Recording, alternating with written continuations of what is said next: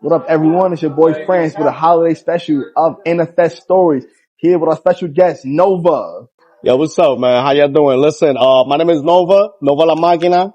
I'm an executive producer. I'm from New York. I'm from Ridgewood, Bushwick. I'm part of, this legendary team back in Puerto Rico. It's called Flow Music. I got affiliation with Intercat Music Group back in Miami, and I'm working on my own label. It's called This That Music. Yo, shout out to This That Music. Shout out to that. Going up. So where you started originally from? Well, basically I started here, man, out here in New York, bro. About 9 years ago. I started managing one of my ex-best friends. Basically we made some noise here back in, I'm talking about 2018. We worked with DJ Camilo, DJ Lobo. We basically did a bunch of shows, La Boom, Amadeus. We did all the Queens. And, just like everyone has, like a nice little uprising, sometimes you got a big fall. So, we had a little big fall too. And then, basically I don't work with that artist as well no more. And I just really kept my own lane. And I just kept going as a producer. And, I moved to PR. I moved to PR back in 2023. I lived 2 years out there. That's where I got connected with more of like the whole Latin genre. And then from there, I just started, doing my thing. I moved out to Miami as well for 6 months, and now I'm back here. Back here, just basically everything I'm working on right now, just putting it together. I'm trying to put, basically two markets. I'm trying to put the Latin genre and the American market as well together.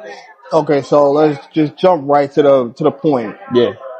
What is a producer? 'Cause I mean, we really focus on everything. NFS Stories, we want to know the truth to everything. So your experience as a producer, what can you tell the viewers as to what is a producer? All right. I'm going to explain to you two different type of producers. There's a sound recording engineer producer. You know what I mean? There's, an executive producer. Me right now, I'm a sound recording engineer as well, but I'm more focused on the executive producing side. Executive producer is like, you're the one handling is like, you get to call who goes on that track, who made that beat, negotiable side, who's putting money in it, how's it moving, how's it distributing. In other words, I'm the distribution. So are you like a Dr. Dre? Basically, yeah, I'm more like of a Latin Dr. Dre, or like if anybody knows of the Spanish genre, like Mambo Kings, DJ Luyan. I'm more like that, but it's just, like the new up and coming, like the new Understood. generation. Hey, cause honestly, it's like, when you really look at the definition of a producer, it's like, so wait, you're the promoter for that artist, the manager for that artist, or are you what is a real core job function? I have a lot of responsibility in my hands. I have to make sure that, first of all, the project is done. And on top of that, when the project, everything is already, like the track is done, the video is done, all the numbers is done right. Everybody's happy with, the percentage, cause, at the end of the day, it's a business. And, basically after that, I have to make sure that I'm the one that has to have the strategy in order to market this right. Okay. But then at the end of the day, is this something that you got to go to school for, or it's just like, hey, today I want to be a producer? Nah, bro, to be honest with you, yeah, I mean, this is something that you could go to school for because it's never bad to to educate yourself. Nah, no You know, way. it's never bad on Yeah, that. there's nothing wrong with that. But sometimes not everyone, has those resources, you know what I mean, to actually do all of that, do it the right way. But this music thing, man, to be honest, is something as learn as you go. Sometimes it's like that. Like, for example, man, if you don't know how to swim, sometimes you gotta throw yourself in. You're gonna end up learning how to swim. That's true. Cause sometimes you have a passion for something, but you don't know what step to take. Sometimes the first step is just taking it.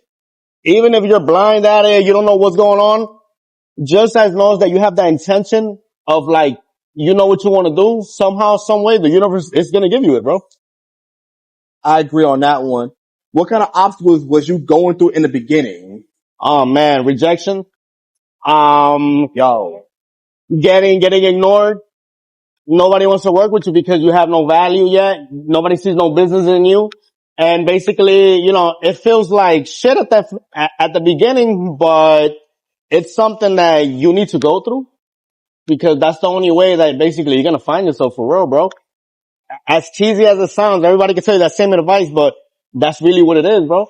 You have to fail very, very many times and you have to get betrayed many times. You have to learn to cope with your emotions, bro. You have to learn to not take nothing personal in this industry, because at the end of the day, nobody does no one wrong in this industry. It's just a lack of knowledge that you have in the business. I agree on that. Social media, do you believe it's an issue with that? Nah, I don't think social media has its pros and cons, bro. You think social media was like an Achilles heel to everybody, even to yourself? Yeah, like I said, it does have its pros and cons. Like, for example, the people that are upcoming, and whether you want to be an artist, you want to be an A&R, you want to be a manager, a producer, it's fucking everyone's head up, because there's a lot of shit that's not real there, man. It's like social media is getting to the point that you could cap a lot. So it's like sometimes it gets to the point that you don't really know who's lying, who's being real, who really got the connects, who's just making a movie up. So that's the problem with it. But the good thing about it is that you can learn how to use social media for a good thing, actually make it real. Like, for example, be yourself, get numbers. Right now, I don't knock nobody's hustle of how the way they get their numbers on social media. Because it is what it is. At the end of the day, what I respect is the numbers. I'm sorry, no, I gotta stop you there, bro. Because I feel like those people that be following and then unfollowing, or like those people that be buying followers, I'd be like, nah. Nah, that's not it. That's what I'm saying. That's what I'm saying. I feel like you have to work. It's like, look, people so focused, they want to get that million views right away. Listen, just post, man. Post, even if you get 2 likes, it don't matter. But you know what? At the end of the day, post for a whole year. You're not going to keep getting the same results, bro. Because at the end of the day, you're going to find your audience. At the end of the day, everyone has to find their audience. We all have our own audience. We all have our own personality, our own type of, because regardless of what we're doing right now online, what people want to see is they want to identify themselves with you before they even give it to you as a producer, as an artist, or anything. So it's like, why not let people really see who you really are? Because that's what's in right now. The most views are, look, you see Kick, Twitch. People like seeing real life shit. What we're doing right now, before what we did, those are the views right there. So, people don't want to see fake shit no more. You don't want to see no more, man, let's just do a skit. Nah, skits are done. Right now, what is real shit. alright. So right now, you're talking about real shit. Do you think that TV show A La Foque is real? That, hell no. I know, literally I personally know one person in that show that I've worked with back in Puerto Rico. King. Michael Flores. Oh. Yeah, I worked in one of his tracks. Oh wow. In Puerto Rico, it was called Cuatro Palos. We made a remix. And, I executive produced that track. I brought in this Colombian artist called Chris R. That's very big right now in Colombia. And I put him in that track. I come out of the video too as well. Cuatro Palos remix. Officially on YouTube, we're over like, I think 1.3 million views. Check that out. I come on the video. We'll put the link right there for y'all description so y'all can know that video. We'll do a little later, yup. But yeah, man, nah, man, that show, I respect Alofoke's strategy. I respect his mastermind, because at the end of the day, hey man, he got the whole world hooked. Latin America hooked. US hooked. Europe hooked. But as you say, like, is it real? Come on. Everything is, it's a persona, bro. They all have families. They all got somebody got to go home to, man. It's just like we got to entertain as the fans, bro. Because without that, bro, what is there really to, you know what I mean? How are y'all going to eat? True. I hope I don't get banned enough for that shit, but you know what? It is what it is, bro. Straight up. Fuck that. Yeah, well, right now, I feel like, I mean, from what I've been, like, analyzing my statistics on, you know, like, I'm on my social media and everything, all the feedback that I'm getting. Because first of all, I'm Ecuadorian. Yeah, I'm from Ecuador. Fun fact. I'm born there, but raised out here in New York. I've been living out here in New York since 94. So that just tells you everything. I'm Ecuadorian, but I never lived out there. Just until like 3 or 4. Well, basically right now, my country has this number 1 artist that is called Yombriel. And he's making crazy noise right now that he hit charts up to Bad Money. Type, yeah, Yombriel, check him out too. My country's getting on the map right now, just like the same way, you know, Puerto Rico has, you know, his up there, then Colombia's next, and now Ecuador finally has, you know, we're getting our place now in the charts as well. And, since my country right now is beginning to have like a little trending, so it's like I'm getting the audience, you know, my Ecuadorians, especially out here in New York, the Ecuadorian, population is very high. You go all of Queens, man. Queens, Brooklyn, it's a lot of Ecuadorian. That's a fact. You know what I mean? So basically, I feel like my people haven't had that one, figure that's kind of giving them like, you know what? Hey, listen, we're here, bro. You know what I mean? Because you tell me, when you ever heard Ecuadorian about anything out here? Nah, never. Respectfully. You know what I mean? Straight up. So it's like, you know what? And I'm doing that as humbly as possible, bro. I'm not saying I'm like the face of Ecuador or nothing. No, none of that. But the people will decide everything, you know what I mean, of how they feel about me. And so far, they're giving me good, feedback. A lot of, I'm getting a lot of messages from people over there as well that they support me. People that don't even know me. So it's like, you know what I mean? I'm like, you know what? I must be doing something good.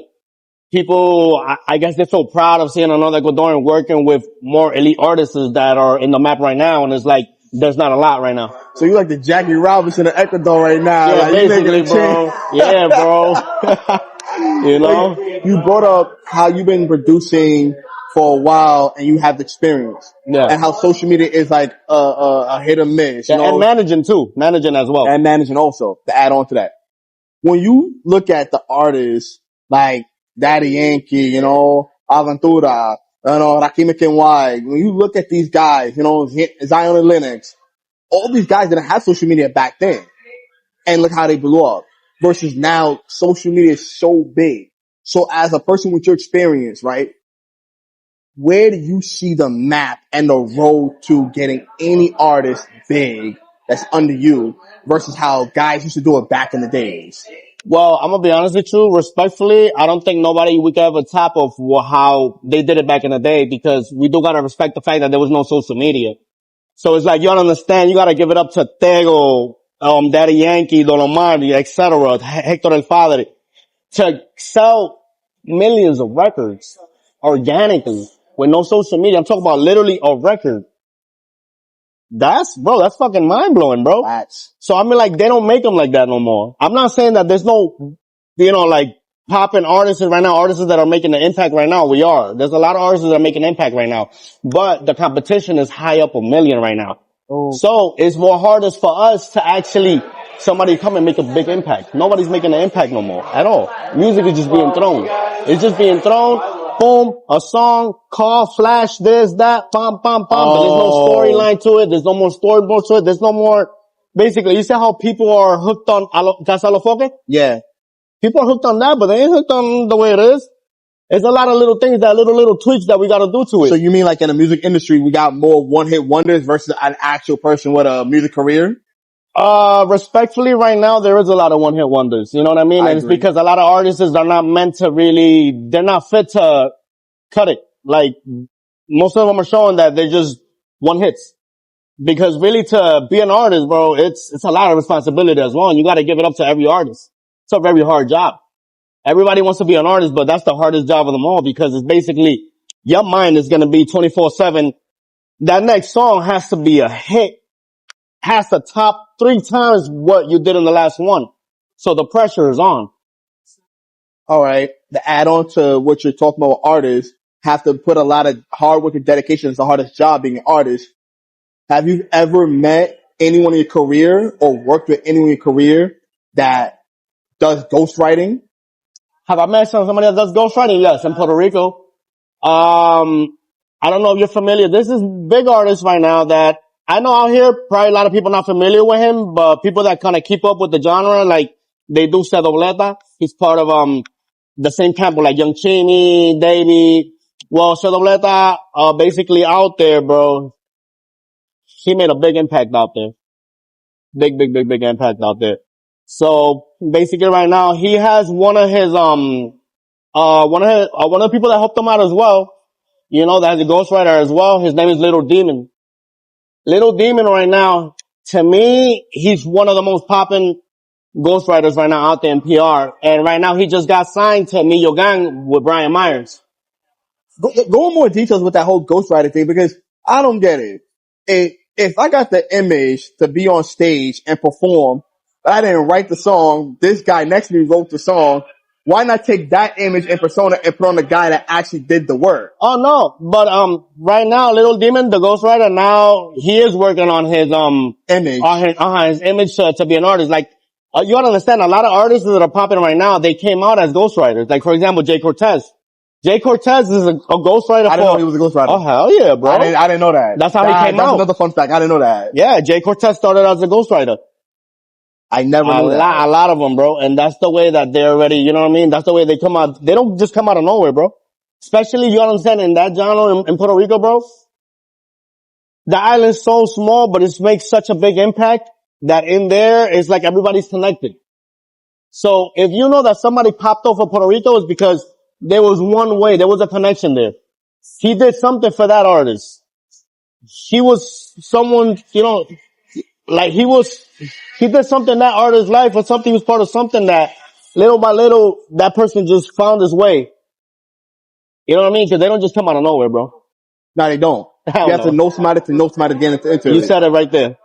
I know exactly what you mean. So that's why it's kind of like you, management, executive producer, you help so many people pave the way to where they're at now. It's kind of like, you know how you watch a show and a movie, and after the movie's done, what comes up? The credits. It really makes you think like, bro, why do we have this guy acting when the stunt double's doing all the stunts? The stunt double kind of looks like the dude. You know, it's like, why do we got this guy performing on stage when the guy who's writing his songs and his lyrics is right there? Oh no, I get what you say, but I'm gonna give you a nice little answer for that one too. You gotta understand that at the end of the day, you know, we're making art. So it's like, why not? Like, for example, all the artists that have ghostwriters as well, yes, there are some artists that they're just artists, you know what I mean? That they do need the help. But there are artists as well that they do right. But at the end of the day, you gotta understand that 2-3 minds work better than just one. So it's like, why not team up with, let's say, 3 more Grammy nominated writers, boom. It's Right. like, that's how hits are made. Cause in that music, you gotta let if you let ego get in the way, you're gonna limit yourself a lot from like work, and you gotta understand those, sometimes by limiting yourself like that, you're limiting yourself on the collapse that the audience actually wants to see. Cause you know, you always see the fans always say, damn, why such and such don't work together? Because sometimes it's little details like that didn't happen because of the ego. I know exactly what you mean. Is that, you know, too, depends how the ghostwriter moves as well, you know. Definitely you gotta have a very good relationship with all the people you're working with as well, so you could kinda like, you know, cause at the end of the day, most of the ghostwriters, you know, their goal is to come up as well. Nah, yeah, but as you being a producer, being that you're the one that's in charge, kind of like United States, how we have 3 branches, how do you put a control into that? Like, I got the artist here, I got the guy that's doing the lyrics right here, but I'm at the very top. It's like a triangle. Yeah. So where are you at in the hierarchy on like controlling and balancing? Where you at? Well, where I'm at right there, bro, the way I feel, I have to be my eyes on everything while they're all working, bro. So I'm basically at the top of the pyramid. They're just making sure that nothing falls off, because at the end of the day, you know, all my beat makers, all my producers, all the artists I'm working with, all the people, all the filmmakers, all the people that, you know, that are just assistant working, you know, helping me, you know, put this together, you know, we're all human. So at the end of the day, it's like my job is bigger than just making sure that the business right, because as long as the business right, I gotta make sure that everybody's good too. And you're mentally good. Everything's alright. You know what I mean? Like, bro, that, punctuality and everything, bro. You know what I mean? Like, cause at the end of the day, most of these artists and most of these people, you know, I'm not trying to say age is a factor, but you know, I do understand that sometimes there are younger people than me. So it's like, in a way, I don't want to sound wrong, but it's like, I gotta babysit in a way. But, so I gotta make sure, no, respectfully. Okay. Because it's like, I'm not trying to talk about nobody, but it's just, you know, it is something like that. If you're 22, 23, 24, and, you know, you're living this more, you know, fast life, and it's like you have this little ego, and you gotta have that strong hand management, you know, in there that to let you know, hey, listen, we're not doing this. Bum, we're gonna get this shit right, and boom, we're gonna get them numbers, bro. It's kind of like if you gave a child money and they never had money before, they don't know what to do with it. So you give an opportunity to somebody that doesn't know what they're doing. Exactly. You do gotta be a little big brother parent to that. Yeah, because at the end of the day, think about it like this. I'm protecting what I built. You know what I mean? So it's like, because one little fuck up like that, bro, it's like my image, my rep, my credentials. Bro, it's a lot at stake, man. Every little move counts in this, man. When you think you don't have eyes on you, bro, that's when you have more eyes on you, bro. I mean, I believe it because you look at NBA players, NFL players, you know, they have their producers, managers, etc. And yet they always have that little entourage, like, yo, let's get this bottle, let's get this car, let's And get you know, this. and then there's that one, hey, listen, I need you done with that by this time, because tomorrow, you know. And yeah, man, it's like, it's hard because it's like it's like, all right, you're dependent on someone else's career, you know what I mean? So it's like, if somebody else's career is really on my hands, and even if they don't see it at the moment, they don't care much about it because it's like things are given, you know what I mean? So it's like, that's what I'm saying, bro, that this game, it's not for the weak, man. This is a real interview, straight up, no filter. Is there anybody that you've worked with that you would never work with again? Bro, out of respect, bro, I will never say names, man. No, But no, you of know what I course, of mean? course. Understood. But yeah, of course there is. Hell yeah, bro. Respectfully, there is, man. They know who they are. Hi. That's all I gotta say. Alright. Would you work with 6ix9ine? Bro, respectfully, bro, like, listen, man. I mean, I, not to interrupt you, but you shouldn't have a problem because you're behind closed doors. exactly. I have no problem because at the end of the day, I'm a businessman before anything. You know what I mean? But it's just like there's a lot of codes too that I kind of grew up on. You know what I mean? So Yeah. it's like, it kind of puts me in a situation because, like, you know, like a lot of my audience too, you know, people that I grew up with, you know, come from the streets as well. So it's something that, you know, like me, my beliefs, it's very hard for me to go against my beliefs, but I got very much respect for 6ix9ine, don't get me wrong. In the aspect of of his strategy, his marketing, like, you know, he's still relevant, man. At the end of the day, you gotta give it up to him. He's still eating, no matter what they say about him. I don't respect a few little things of the way he moved, but you know, at the end of the day, I do respect, you know, him as a businessman. You know, because he is still getting his family taken care of. You know what I mean?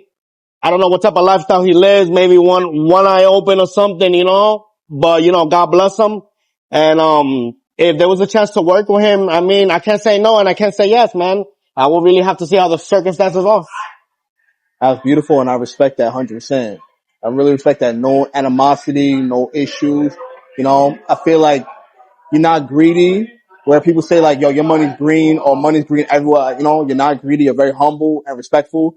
Like you take the time to understand like, all right, where would this go? I would need myself to see where this will go. I just can't jump in the bandwagon. I'm in the You sinking feel me, ship. right? It's like, I got no hell no. I mean, he's from the same hood that I'm from too as well. He's from Bushwick. Oh wow. So me and 6ix9ine, we're from the same hood. He's from Myrtle Ave and Broadway. I'm from Myrtle Ave, more Knickerbocker. We're there, man. So it's like, you know, at the end of the day, I can't knock him, bro. You know, I seen the kid when he used to play soccer with my cousin as well. You know what I mean? So it's like, I'm talking about years back. So it's like he did what a lot of, you know, at that time, a lot of us couldn't. So it's like, you know, at the end of the day, I gotta respect it, you know? I understand that and I respect that also. Like, what is the path to being a producer? How do you become one? How do you become one? Well, first of all is, man, connecting yourself. Just being in the right place at the right time. Trying to connect yourself with as much people as you can, you know? Try to get on the same frequency, I guess. Cause I mean, like, I feel like everything's on frequencies, bro. It's like, if you want to be a producer, you gotta find a way to go get yourself some producer friends. You gotta kind of change your circle. You know what I mean? I'm not saying that you're gonna meet, like, you know, somebody big right away, but you know what I mean? Everything step by step. You know what I mean? Like, kind of, I guess, change your circle in a way, like, you know, instead of like every week, you know, looking for that group that, alright, let's go to this bar, let's go to this club, you know, look for that group that, bro, let's go make music. You know what I mean? Like, let's go chill, let's go do that. You make that shit a habit. Once you make that shit a habit, you're living it already. So it's like, I feel like that right there is gonna come as you go. You know, because it's like, the music is gonna take you to places that you don't even think that you're gonna end up. You know what I mean? So it's like, it depends all on you too. Depends how you kind of develop your craft. You know what I mean? Like, if you start making beats, or maybe a sound recording engineer, depends how you start getting better. You start getting around, you know, getting around the right eyes, the right ears. You don't know who's hearing you. You never know who's watching you. And then from there, it's, hey, listen, let me introduce you to this guy. That's when it all starts. And when you say that's what all starts, would you say that this starts in a club, school, events? Like, what do you think is like a good starting ground? Anywhere it has to do music, I guess. Nightclub. It could be, sometimes you don't even know. Maybe it can be in a bookstore too. It could be anything because, you know what I mean? Artists it's so much shit, bro, that we kind of like, you know what I mean? It's like, man, like right now, where we're at right now, the way everybody, you know, right now is just parlaying, chilling, So, networking. You don't know so really who's who.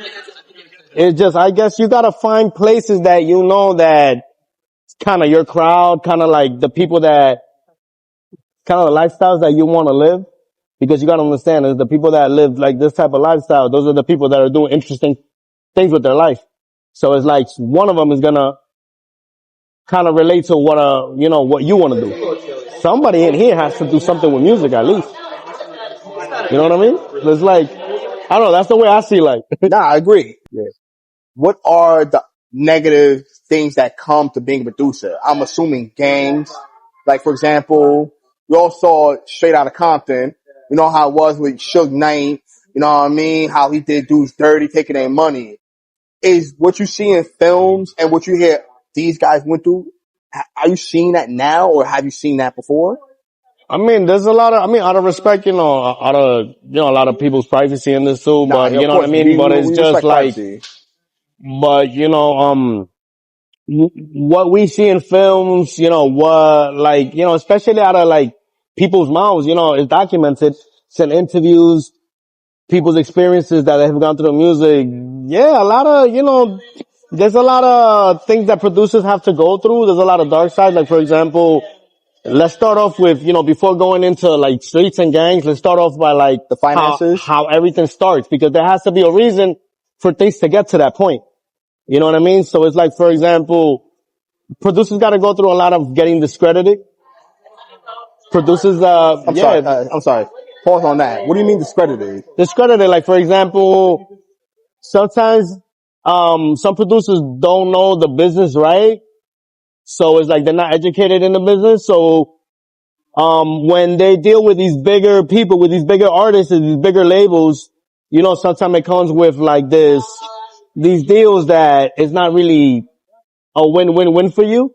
Do you mean So like it's a like, social class or do you mean like I'm having a hard time comprehending what you're saying by that. Like, do you mean like, oh yeah, this person's been in the game for 20 years, but this person has an education. Like, oh, you mean no, no, like, no, no, no. Yeah, I'm talking about like more like this person been in the game for like 20 years, you know what I mean? okay, Because at okay. the end of the day in the industry, you know, it's like what matters is your status, you know what I mean? It's like who you are, your credentials, you know what I mean? Because it's like if it was by like of your degree or like what you went to school for in this, that does not run by in this industry. This industry is about, everything's about who you know. Wow. It's about basically about who you know. So, you know what I mean? So that's what I'm basically trying to say, that, you know, like in this industry, you just really have to, get connected with the right people, man, because in this industry, there's a lot of people that just, All you know talk. what I mean? So it's like when you're around with a lot of all talk people, you're not going to get taken serious as well. You know what I mean? Because remember, like it's, in the industry, people know who's who. So that's what kind of, you know, like, kind of makes everything kind of like difference. You know what I mean? Like, people in the industry know who's capping, who's not. These guys, like you said, like, especially you being the producer and the manager at the same time, you know who's cap and who's not. Yeah. But I guess it goes to that question, do you keep them or do you just like brush them off? You brush them off. There's no business there, bro. Like, if I see no business in you, I have nothing to talk to you about. At all. Because it's like, you know, at the end of the day, it's like, you know, this music business runs on numbers, man. Yeah, it does. So it's like respectfully, like, you know what I mean? I know it sounds very arrogant, but in this business, it's a businessman that runs by numbers, bro. And that's why artists right now, what they have to do before anything, it's like, it came to the point right now that in order to be an artist, you have to be popular first. You need popularity first, man. So it's like now the labels, it's like, for example, let's talk about like the 90s compared to the way it's now, right? Back in the day, they will grab somebody that's on zero, that nothing, a nobody, and make them a somebody. Right now, the labels, they ain't taking that risk no more. Right now, the labels are looking for those go-getters that are getting numbers by themselves, that are going viral of, what might other people say, oh man, how they went viral over that dumb thing. That dumb thing is what basically they're looking at. Alright, hold on. But I agree with you on that. But then you gotta, surely you as a producer understand and see that these new generation of artists that's coming out, they're dying. Rest in peace to the ones that passed away. And they're all falling before the ones that we grew up with even got a career. You got these guys that are brand new, they got the popularity, and they end up losing without even having a career. And it's kind of like, yo, bro, if you've seen that what you're going for, they have to have a popularity isn't working, maybe, start from scratch. Like, why fix it wasn't broken? If you got that guy that had the talent, and I'm repeating what you're saying, if that dude had a talent and he came from nothing, from zero, worked his way up like J. Cole, even Bad Bunny was just doing random performances. And I think what blew him up was like what? The Ric Flair one? When he did that music video with Ric Flair? Yeah. What do you look for? I mean, what I look for is like, you see, basically what I was telling you before, it's not how I feel, it's just how the industry is working. Like, you know what I mean? Like whether we want to accept it or not, It is bro, what the it industry is. is it's a harsh place, man. It's gonna be a lot of things that you don't want to hear. But it's just, that don't mean that I think like that. It just means that I'm very aware of, like, I know how this shit works. Because at the end of the day, you know what I mean, it's like, this business here, bro, is like, you know what I mean, like, in order, you have to win, bro. There has to be a win in this. There has to be, this is all basically, this industry is very beneficial, bro. It's like, this shit is basically of who benefits, bro. You know what I mean? And it's like, as sad as it sounds, man, that's why the way I'm trying to do things different is because I'm trying to come, bro. It's like, I'm not trying to like, basically sell fake stuff. Like, for example, sell a fake lifestyle. Not everyone has it. I'm not here trying to, like, you know what I mean? Keep on engaging with what's already hurting our communities. You know what I mean? And that's what we're talking about, gangs. We're talking about, like, basically right now, especially in Puerto Rico has, it's in how can I say this in English? Como la etapa. It's in basically they're in their time that right now is como maleanteo trap. And, they're very influenced by Chicago, by the states. Atlanta, Chicago.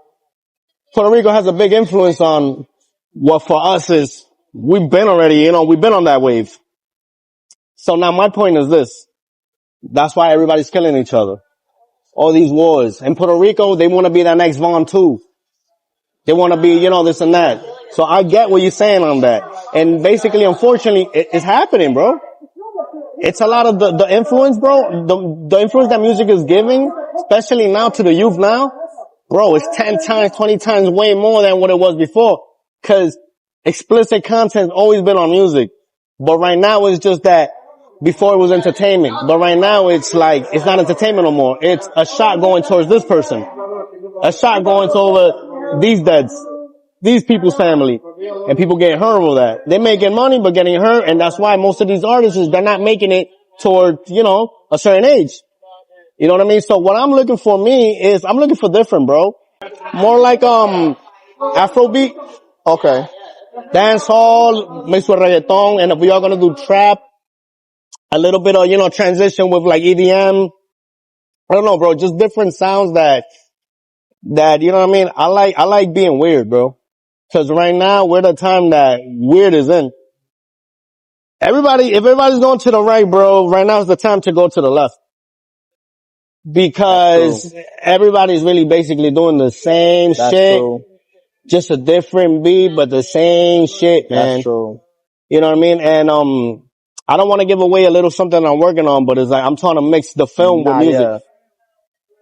I mean, once you get your song in a film, I think you've made it. No. I mean, I'm trying to basically mix film with music together.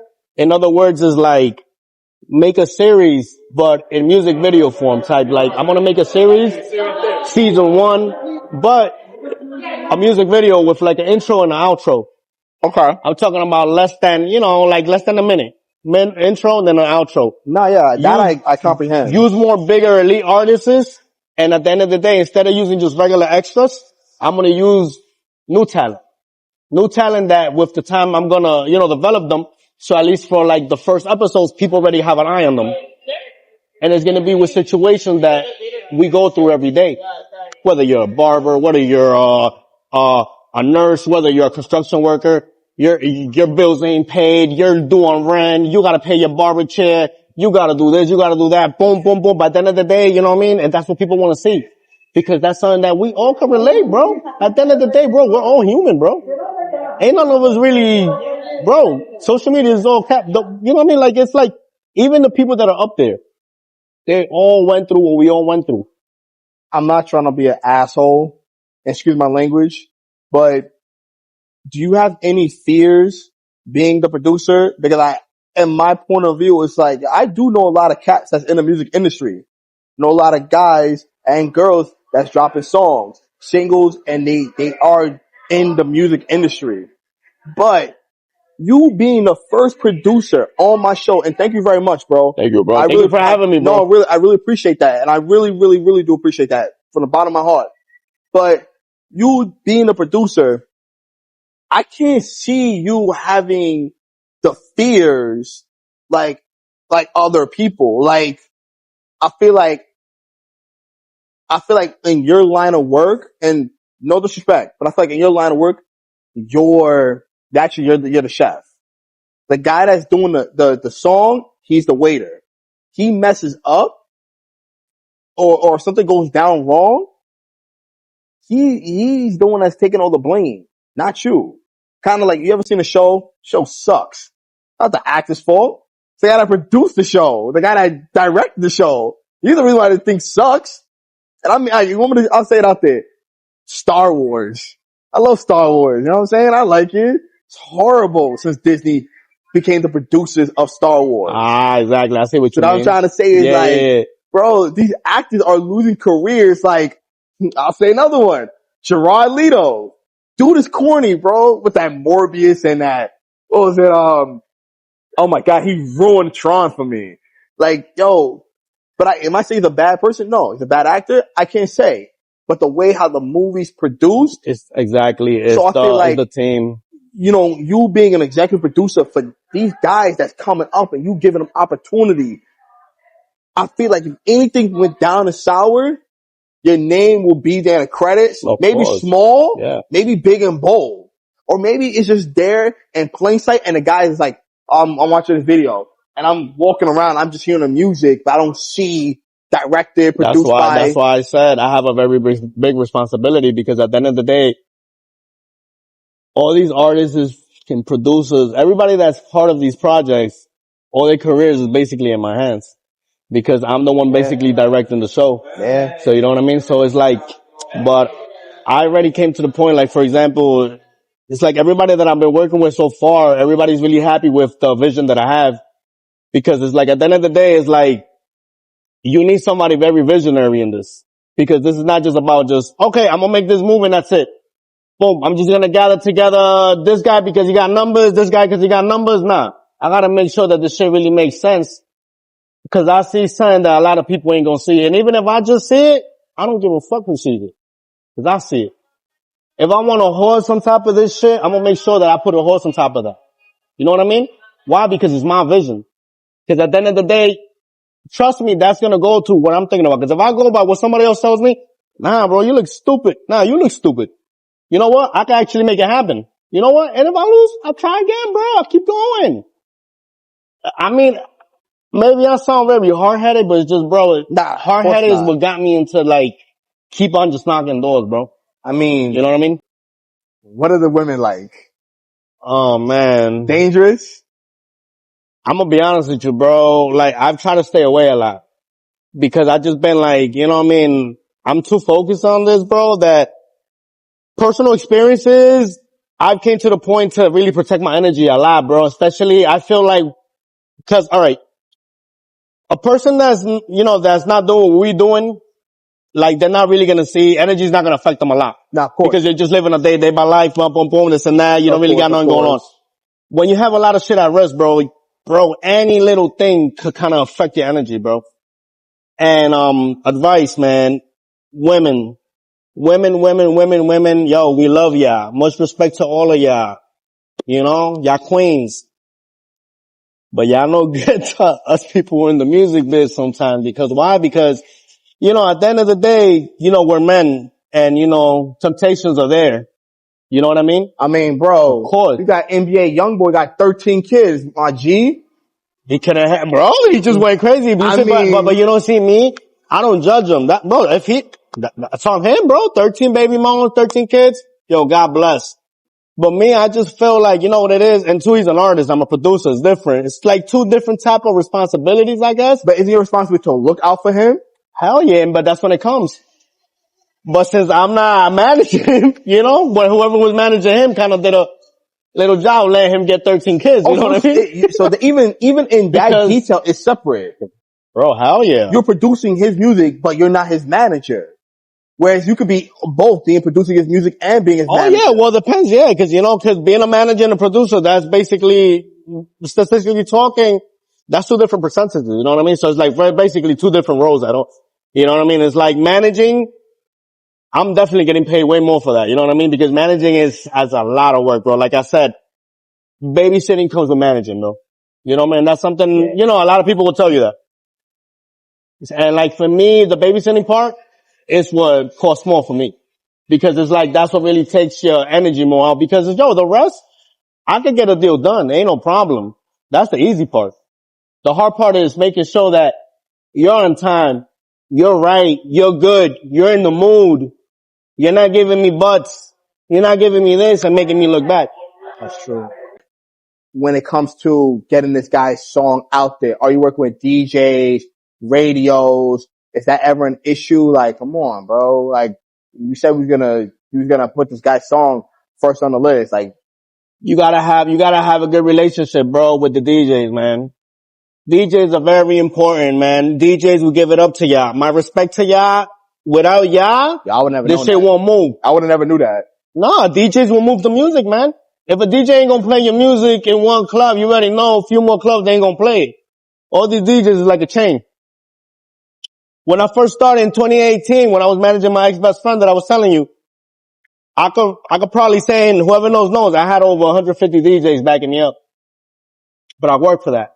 I remember because, I started off going out like 6-7 times a night to get my man's song played. I used to go out to like 3 spots a night, 3-4 spots, and all East Elmers, Norton Boulevard. I did all those shits.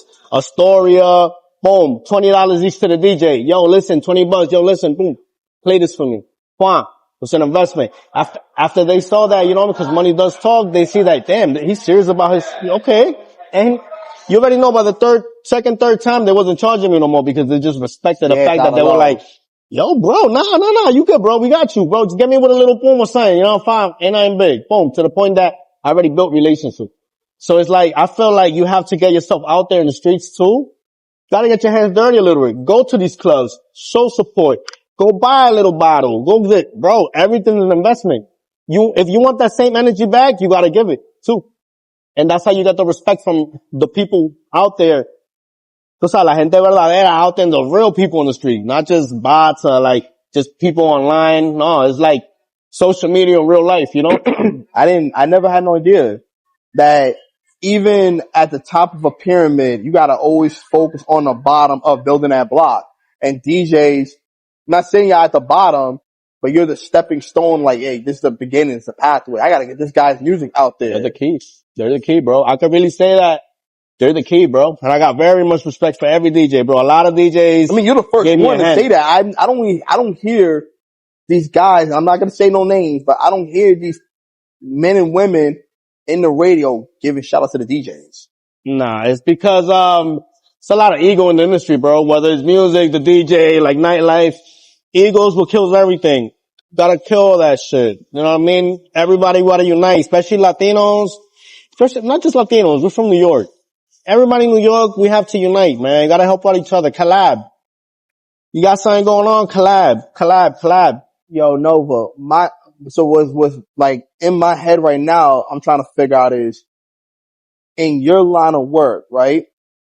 Is there ever a moment where you felt like, yo, if I wasn't being a producer for music, I'll be producing this? Like, is that ever crossed your mind? I feel like music's already something that I can't see myself like doing something else, bro. Music's already been in me since since I can remember. Listen, my first I mean, CD, not to interrupt you, but the yeah. way you've been speaking, I feel like you could produce a commercial. You know what I'm saying? Not with music on a commercial, but like an actual commercial ad. You know what I'm Oh, saying? yeah. Well, well, in that aspect, yeah, bro. To be honest with you, I'm a very creative person. That's what I'm saying. Like Oh, yeah. if you wasn't producing music or being a executive producer for these I'll guys that's definitely be doing doing film, music, bro. Yeah, I'll probably be a director. Cause I don't know, I just, do you I mean, see yeah, like and I actually work with a film director too, David Campos, co-producer for Narcos. heard it loud and clear? That's my You guy. heard So it loud and that's clear. why I was trying to tell you, that's why I'm trying to mix the film with music, is because he works for Netflix and Prime. So it's like, that's why, it's like little hints I'm giving you, so y'all can get an idea what I'm trying to do.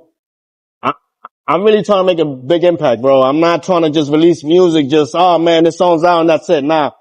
My thing is gonna be basically, you see how everybody's hooked on Alofoque? Everybody's gonna be hooked on this too, and it's not just gonna be one hit song. No, it's gonna be basically first video, first song that's gonna have a very big connection, a sequel to like the next and the next, and you're gonna learn to basically, the people are gonna connect with every character in the video too. Do you have any inspiring advice that someone said to you that you want to pass on to the next generation? Oh yeah. In Puerto Rico, I got this advice from one of these, from a very known manager over there. And, he gave me some good advice to basically, to not overthink things too much. Like, for example, he was like, listen, when, you get a deal done, or when something, you know what I mean? When you got something done and that deal's about to get done and like, and you're waiting for that answer. Cause, in this music business, we're always waiting for that answer. That green light. He's like, whenever you make a big move, after you make that big move, don't even think about it. Go do other stuff. Go play a sport. Go be with your friends. Go hang out. Don't put too much thought into things because the decision you made is already done. Then before you know it, things come when you least expect it. While you're already, parlaying, chilling, this and that, that green light comes on. Oh shit, let's get it. But if you're there stressing yourself, oh man, bro, that's, kind of like, you're playing with your luck there in a way, you know what I mean? Cause like I said, everything's like basically with energy, man. What is about this career that keeps you in the game that you will never leave? Bro, just learning every day, bro. It's like music, especially this business, it's something that's like you have to educate yourself every day and every day and every day in this. It's like every day you're learning something new. And it's like, for me, it's like it's more passion. You know what I mean? For me, music speaks a lot. La. It's deeper than, you know what I mean, than just like money, man. How do you get paid? How do we get paid in this? By royalties. By By road. percentages. Publishings. It's so many different type of percentages in this. There's a lot of different people involved in, like, let's say one song. It's a lot of people involved in, you know what I mean? Like the production side, the investment side, you know what I mean? So like for a track to really pop off. Do you give royalties away or no?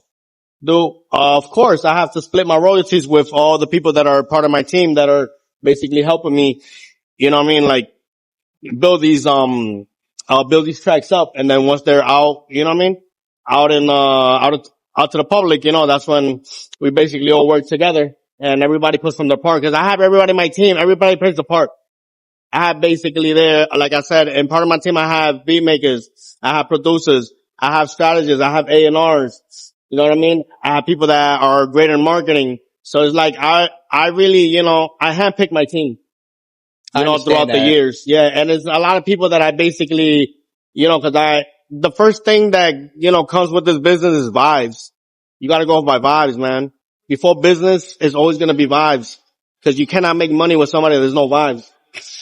I understand. I mean, cause it's funny how you bring up the royalties part, that's how you get paid. You get paid off of royalties, and that's your paycheck. I remember, I think it was like one time I heard that, Puffy was doing a lot of people dirty because they were demanding their royalties. Like, yo, bro, I want my royalties to the song. So you have a better understanding because, you know, the average person in New York City, Brooklyn, Puerto Rico, Colombia, Ecuador, DR, and around the world, you know, I'm not gonna lie, I didn't know what royalties were. I didn't know what they were. And, you know, the fact that you mentioned that is like you have a better understanding of like how important that is. And if that's your paycheck, then I guess that's why I get why Puffy didn't want to give it up. Cause I remember DMX did the same thing, like, yo, some of the producers and some of these labels and industries, you not seeing your money. It's just, listen, the only thing I want to say is just read everything that you're about to sign. Read every letter, every word by word.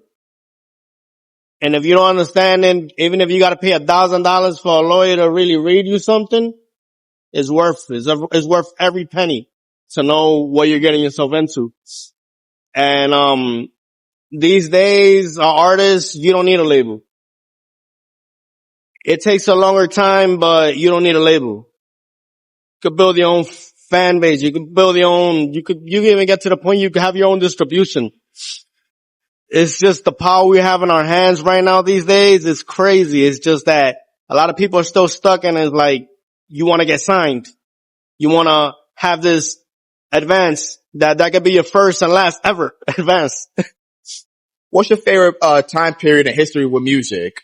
My favorite time period? Well, it has to be, listen, I was born 89, so that just tells you everything. Like, I lived the whole 90s. One of my first ever CDs that I bought when I was 9 years old was DMX's Dark and Hell is Hot. Wow. I'll go really back that time. Rest in Rough peace. Riders Volume 1. Yeah, rest in peace. X, that's my top one. I shed a tear when he died. I'm serious. Because it really speaks to me. The whole album. You know what I mean? It's like he was really as real as it gets. And a lot of us that, you know, it's like, no matter if you're Hispanic, you're black, you're white, if you're from New York, you're from here, you can relate to him in so many ways. That's a fact. I gotta say the 2000s. No, I was getting to there. Oh, okay. Because I'm like late 90s to 2000s. I grew up in the 2000 era, man. Ludacris. She's a yeah. oh, Uchi Wally. You know, we're talking about, you know, Snoop Dogg, damn. With the Neptunes, you know what I mean? The Clips. Nate Dogg and them. You know, like the Locks. Yeah. D-Block. Yo, Jada Kidd, Styles P. Murder Mook. Yo. I mean, Jay Mills, all them freestyles, you know what I mean? I'm gonna sound mad corny. I'm gonna sound wild corny, but I'm a diehard Eminem fan. Bro, who wasn't? But I had all them albums. But when it came to Spanish, I was that dude that really liked Rakim Kenway. Rakim Kenway, what? Bro, I gotta give you that one. I gotta give you that one. I give it to those guys. You not from New York and you ain't Hispanic from here. You ain't Latino if you wasn't listening to Rakim Kenway. There was no way. Nobody didn't have Down on their iPods. Oh, I'm playing. It was impossible. It's still on my playlist. Facts. You know, that's one of my, Weezy and Yandel, like, y'all respected them. Another, what? Respected them. I could probably say, I went to Weezy's studio in Puerto Rico in Calle, Los Legendarios. Yeah, I'll show you, yo. And for me, it was more than an honor just to be there. Follow my boy on the gram if you want to see that. You know what I mean? Follow him on the gram. Let the viewers know what your gram is. I said Nova La Maquina. So you gotta know. You heard it. If Bad Bunny was in our era and the prime of reggaeton, do you think he'll be top dog? That's a real hard question because I have a lot of mixed feelings about that because I'm not in a bad way. It's just that like Bad Bunny I have such big respect for him in this era. Because at the end of the day, it's like the way, I respect to the fact the way he will, sorry about that. The way he built his wave, it's something that you really can't, it's like a phenomenon. Of The way he course. did it. Of course. And to kind of be up to the point that like he's up to the level of these icons back in the day that I can't deny. He's getting there. I'm He's getting there. sorry. I'm sorry. I got to bring up the second part of the question. Do you think he's going to surpass Michael Jackson at the Super Bowl? Nah. You said it with confidence. Nah. He respectfully, Bad Bunny, we all love you, but it's just like MJ. He's worldwide. Bad Bunny is worldwide. Remember what I was telling you earlier too? About the difference between selling records now and selling records back in the day? Yeah. Being famous back in the day, Michael Jackson era, it's a different type of fame. There was no social media, no nothing. Word. That's a different type of fame. Word. Now it's like, listen, I'm not knocking nobody down, but listen, it's not hard to get famous these days. Whether it's good or bad. That's just reality. I do want to say I agree with you because social media now versus hard work back then, there's never going to be a comparison. If you can't compare that work ethic compared to now. And I'm not knocking nobody down because we do work hard these days too. But it's just, we got to understand that we have an upper hand now. Right. We have control. That's like saying like, okay, you're a producer, okay? Today, I just introduced you to the Jackson 5. All right. And you watching them grow up to the lead singer, Little Michael becomes Michael. Mm-hmm. Right now, he went from Little Michael to Michael Jackson. Do you think today, if Michael Jackson was alive and out, would he be number one? Hell yeah. Yo. Because bro, you gotta understand the type of impact, and this is coming from, listen, where I'm from, Ecuador. And even in my country, you say his name and it's like, Michael Jackson. That just tells you everything, bro. Yo, for real. There's levels to this. For real. Straight up, there's levels to this, bro. That's a fact. And that's something that we have to respect, that there is levels to this. The times back then, there's a big difference towards now. And that's why those artists that paved their way around those times, they ain't going nowhere. That's a fact. You go to the Spanish clubs, you go to English clubs, like the OGs, they're still there. Look what we're listening to right now. This is probably an old hit from back in the day. That's true. And it's still playing. Now we gotta make sure that our music now, because now the competition is so high, we gotta make sure that we make hits too that from 10, 20, 30 years from now, it's still flowing. That's a fact. That's a fact. I mean, yo, shout out to Bad Bunny. I wish you the best on your Super Bowl.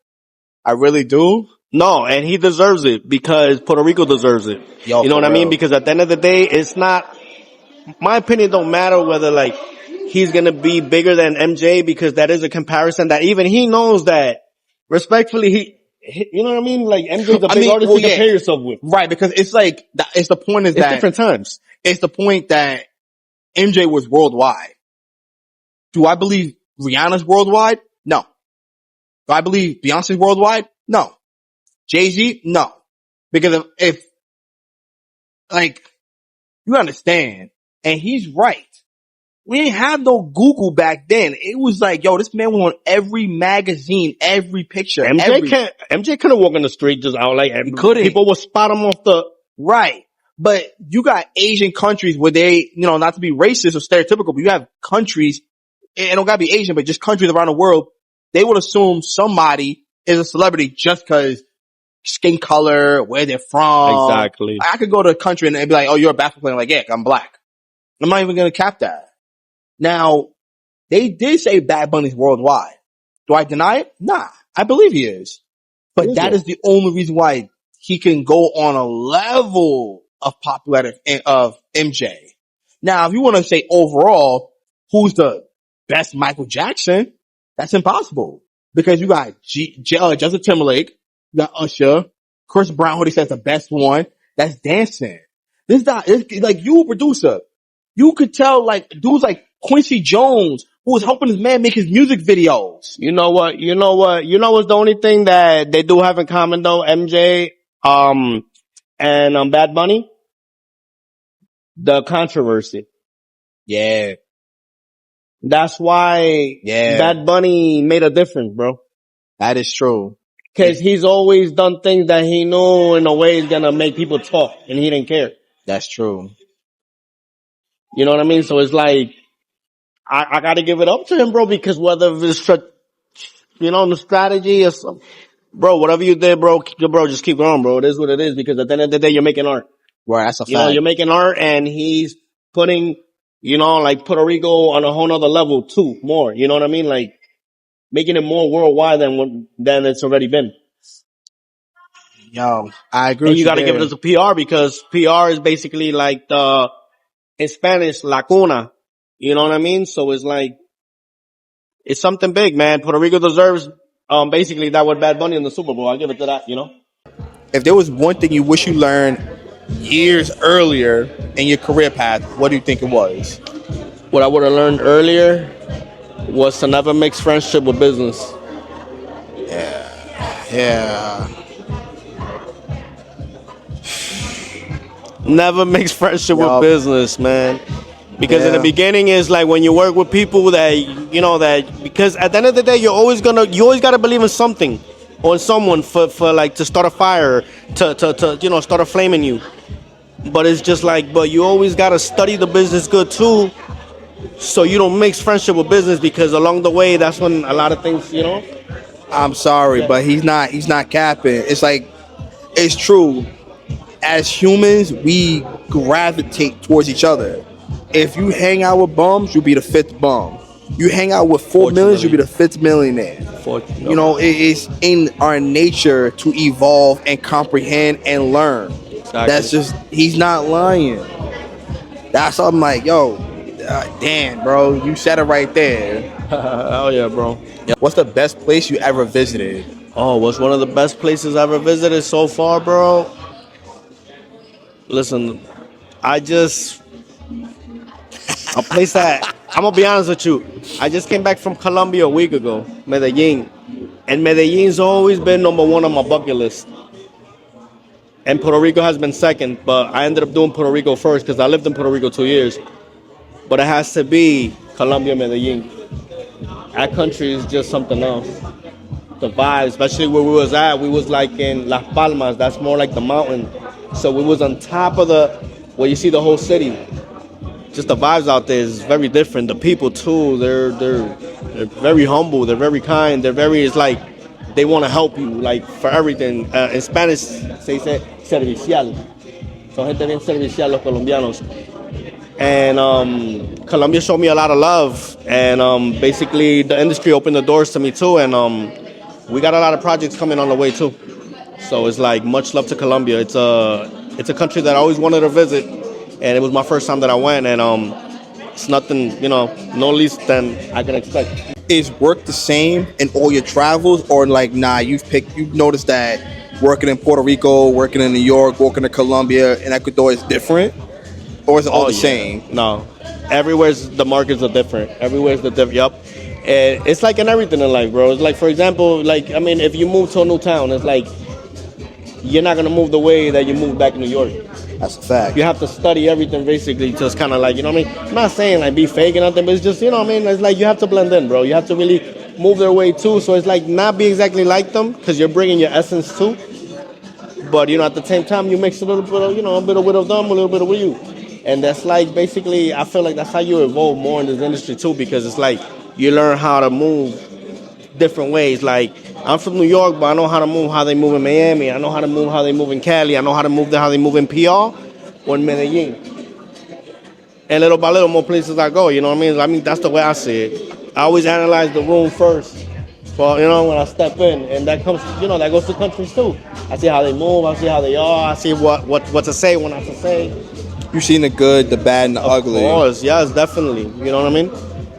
But I can tell that it's a blessing that you're here with us on our show. Thank you, bro. Appreciate that. It's a blessing on all you accomplish. For the buck, even I remember the whole Tupac and Biggie beef.